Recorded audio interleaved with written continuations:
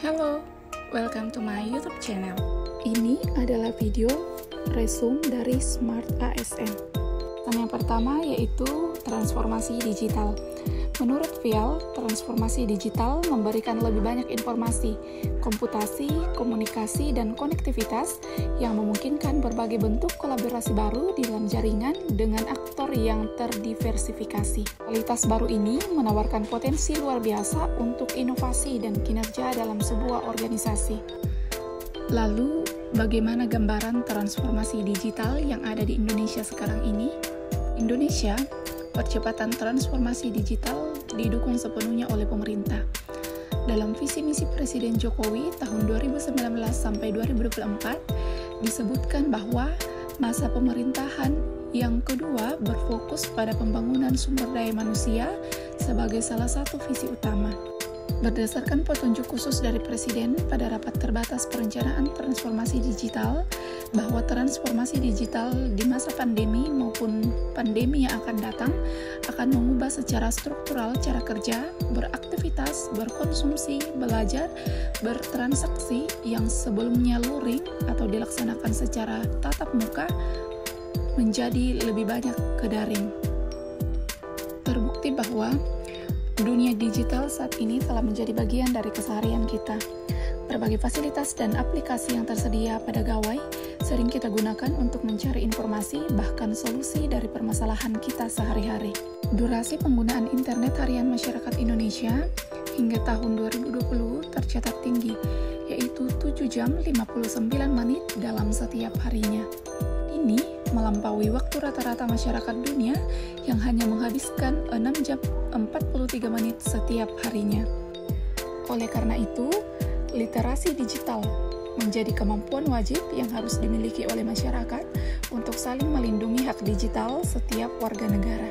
Ini tidak terlepas dari komunikasi yang bersifat serba digital, menjadikan literasi digital sebagai salah satu kebutuhan wajib di era serba teknologi seperti sekarang ini. Pertanyaannya ialah sebenarnya apa yang dimaksud dengan literasi digital?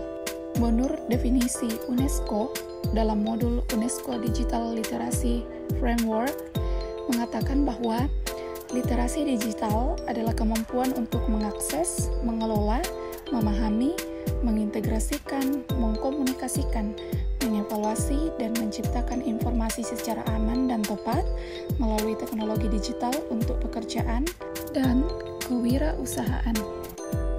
Literasi digital bukan hanya sebuah konsep dan praktik yang sekedar menitik beratkan pada kecakapan untuk menguasai teknologi.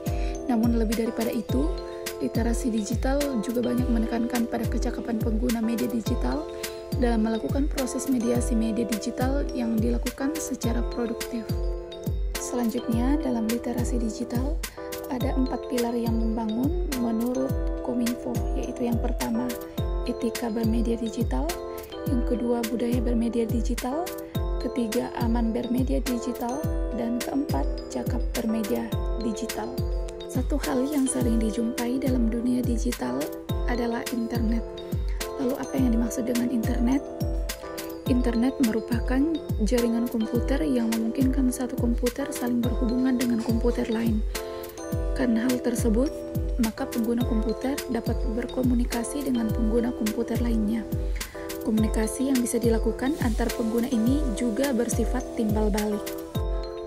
Internet hadir bagi pisau bermata dua, yaitu dapat memberikan manfaat positif sekaligus memberikan dampak negatif, sehingga diperlukan pengetahuan serta kedewasaan.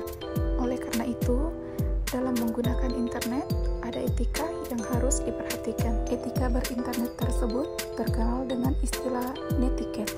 Netiquette yang dimaksud ialah tata krama dalam menggunakan internet.